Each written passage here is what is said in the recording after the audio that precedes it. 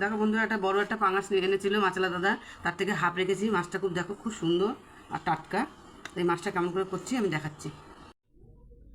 দেখো মাছটা আমি ধুয়ে নিয়েছি, এবার নুন হলুদ মাখিয়ে নিয়েছি। এবার এক এক করে ভেজে নেব। দেখো মাছগুলো আমি সব হালকা করে ভেজে নিয়েছি, কেন পাঙাশ মাছ বেশি ভাজে না, হালকা ভেজেছি। এবার তেলে জিরে দিলাম। এবার দেবো পেঁয়াজটা, দুটো লাল করে ভেজে নিই।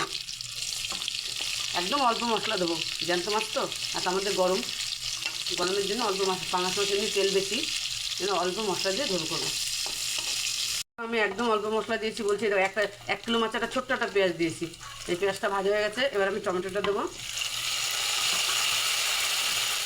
আর দেবো এখানে আছে কাঁচা লঙ্কা বাটা, আদা বাটা, জিরে বাটা, সব একসঙ্গে দিয়ে দিচ্ছি।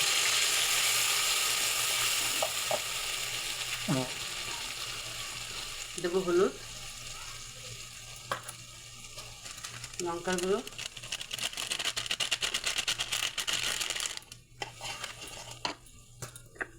আর দেবো লবণ, দিয়ে সবটা ভালো করে কষিয়ে নেব।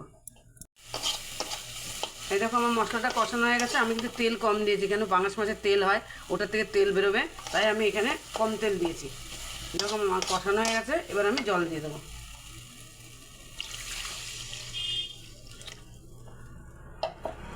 জলটা একটু ফুটে উঠলে সব মাছগুলো এক এক করে দিয়ে দেবো। দেখো আমার ঝোলটা ফুটে উঠেছে। এবার আমি এক এক করে সব মাছগুলো দিয়ে দেবো।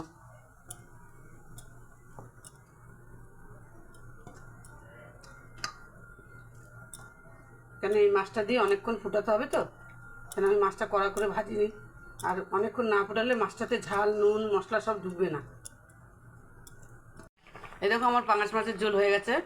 এবার ধনেপাতা দিয়ে নামা। দেখো মাছগুলো দেখো পুরো রসগোল্লার মতন, দেখো পুরো রসগোল্লার মতন, কিচ্ছু দিইনি, একদম কম মশলা দিয়ে করেছি গরমের জন্য।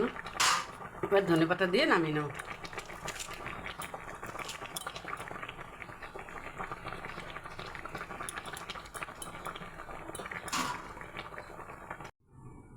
দেখো আমার সুন্দর পাঙাশ মাছের ঝোল হয়ে গেছে, একদম কম তেল মশলা দিয়ে গরমের জন্য। দেখো জ্যান্ত পাঙাশ মাছের ঝোল খুব সুন্দর হয়েছে। দেখো বন্ধুরা, একটা বড় একটা পাঙাশ এনেছিল মাছলা দাদা, তার থেকে হাফ রেখেছি। মাছটা খুব দেখো, খুব সুন্দর আর টাটকা। এই মাছটা কেমন করে করছি আমি দেখাচ্ছি। দেখো মাছটা আমি ধুয়ে নিয়েছি, এবার নুন হলুদ মাখিয়ে নিয়েছি। এবার এক এক করে ভেজে নেব। দেখো মাছগুলো আমি সব হালকা করে ভেজে নিয়েছি, কেন পাঙাশ মাছ বেশি ভাজে না, হালকা ভেজেছি। এবার তেলে জিরে দিলাম। এবার দেবো পেঁয়াজটা, দুটো লাল করে ভেজে নিই। একদম অল্প মশলা দেবো, জ্যান্ত মাছ তো, আর আমাদের